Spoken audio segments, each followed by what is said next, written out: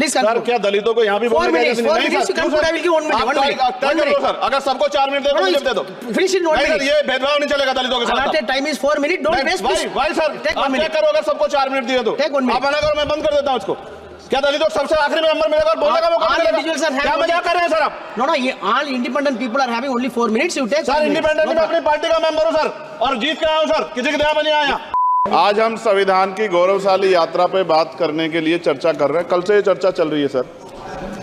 मैंने बहुत सारे दोनों पक्ष के और जितने भी हमारे मेंबर हैं सुना सर, उनको बड़े बड़े नेता हैं सर। इसके भाग 1 में लिखा हुआ है India that is Bharat, Hindustan नहीं लिखा हुआ है सर। लेकिन सारे नेता संविधान पे चर्चा कर रहे हैं, लेकिन हिंदुस्तान ही कहेंगे, भारत कहने की हिम्मत नहीं जुटा पा रहे हैं। ये बड़ा सवाल है सर कि क्या संविधान के हिसाब से बात रखी जा रही है। मैं धन्यवाद दूंगा फूले साहब बाबा साहब अम्बेडकर को और मेरे नेता मान्यवर साहब श्री काशीराम को। 25 नवंबर 1949 को संविधान को सौंपते हुए डॉक्टर बाबा साहब अम्बेडकर ने कहा था कि 26 जनवरी 1950 को हम विरोधाभास भरे जीवन में प्रवेश करने जा रहे हैं। राजनीतिक जीवन में तो हमारे पास समानता होगी, लेकिन सामाजिक और आर्थिक जीवन में असमानता होगी। क्या ये चुनौती आज 75 साल बाद दूर हुई है? भारत ने 26 जनवरी 1950 को संविधान लागू होने के साथ खुद को एक संप्रभु लोकतांत्रिक और गणतांत्रिक राज्य होने का ऐलान किया। लेकिन सर, उस समय संविधान की स्थिति ये थी कि जैसे गांव का कोई आदमी, मैं 50 की बात कर रहा हूं, वो 50 साल पहले शहर में आ जाता और बड़े लोगों की महफिल में चला जाता, उस जहां वो खाना खा रहे हो, और वो टेबल पे नैपकिन को खा के जो है कि कहता कि ये तो फीका, क्योंकि वो जानता ही नहीं था, वो समझता नहीं था संविधान को, संविधान है क्या। संविधान उसके लिए महज दस्तावेज था। ये जिम्मेदारी थी राजनीतिक दलों पे कि वो संविधान को व्यवहार में लेके आते। और इसके इतने सारे आर्टिकल हैं, अगर इनको व्यवहार में लाया जाता तो मुझे लगता कि आज देश बहुत बदल गया होता। बाबा साहब ने कहा था कि लोकतंत्र भारतीय भूमि का केवल ऊपरी पोशाक है, उनके अनुसार यहाँ की संस्कृति अनिवार्य तौर पर लोकतांत्रिक है। भारत जैसे गरीब और गैर बराबरी वाले देश में संविधान के जरिए छुआछूत खत्म करना, वंचितों के लिए सकारात्मक उपाय करना, सभी वयस्कों के लिए मतदान का अधिकार देना और सबके लिए सम्मान अधिकार तय करना, ये बहुत बड़ी उपलब्धि थी सर। ये संविधान है कि आप वहां बैठे हैं और मैं यहाँ खड़ा होकर अपनी बात रख रहा हूँ, और इस देश में आदिवासी महिला के तौर पे जो है राष्ट्रपति बनी है, और प्राइम मिनिस्टर तो नहीं बना, लेकिन शेड्यूल कास्ट के बड़े नेताओं को भी जो है राष्ट्रपति बनने का मौका मिला। ये संविधान की देन। अगर वोट हम पे नहीं होता तो शायद अमीर और जो राजा महाराजा खुद को मानते हैं हमारी गलियों तक नहीं आ पाते, हमारे हाल नहीं जान पाते। आजादी का मतलब सर सिर्फ अधिकार पाना भर नहीं है, इसके लिए हमारे संविधान में सरकार और नागरिकों के अधिकारों के साथ साथ उनके कर्तव्यों का विस्तार से उल्लेख किया गया है।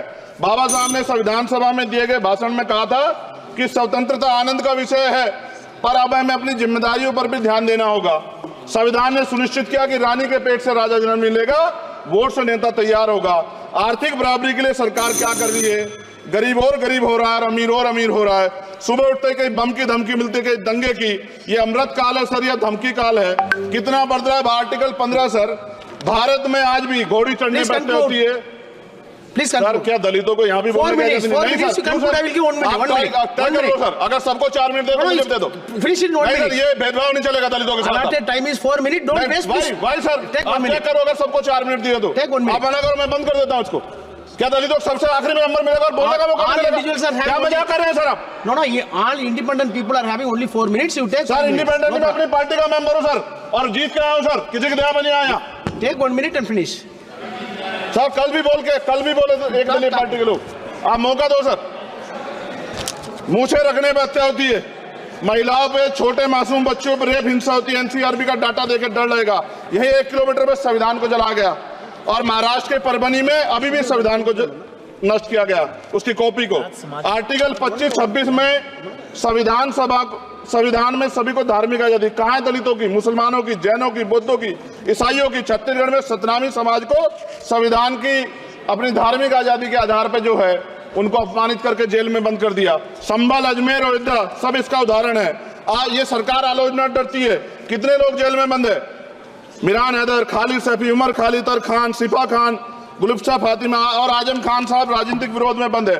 सरकार यहाँ बैठी है, सरकार सामाजिक न्याय की बात करती है। बताएं कितने दलित मुख्यमंत्री बना रखे हैं आपने? 13 ज्यादा सरकार स्टेट में सरकार है, कितनी महिला मुख्यमंत्री है?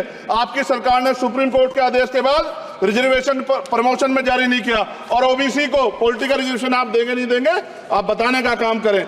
मैं 75 साल की गौरव यात्रा में हम एक सभ्य समाज नहीं बना पाए, इसलिए जाति आधार पर SC ST OBC के बच्चों को प्राइमरी स्कूल से लेकर उच्च संस्थानों में भेदभाव किया जाता है। सरकार निरंकुश हो गई, कोई बुलडोजर से कार्रवाई करता है। कल मंत्री जी ने कहा हमने राष्ट्रीय पिछड़ा वर्ग आयोग बनाया, 69 शिक्षक भर्ती में उसकी सिफारिशों को नहीं माना। EWS के जरिए आपने संविधान पे आरक्षण के प्रावधान पे हमला किया। 1 मिनट में खत्म कर रहा हूं सर।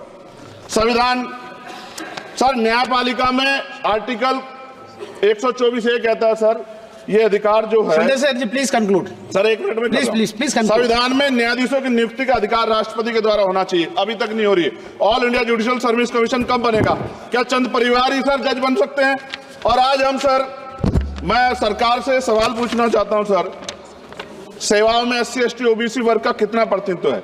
भारत सरकार के मंत्रालयों के अधीन PSU में, बैंकों, बीमा कंपनियों में और स्वस्थायी संस्थानों में आउटसोर्स तथा कॉन्ट्रैक्ट पर वर्तमान कार्यरत कर्मचारी कुल कितनी संख्या है?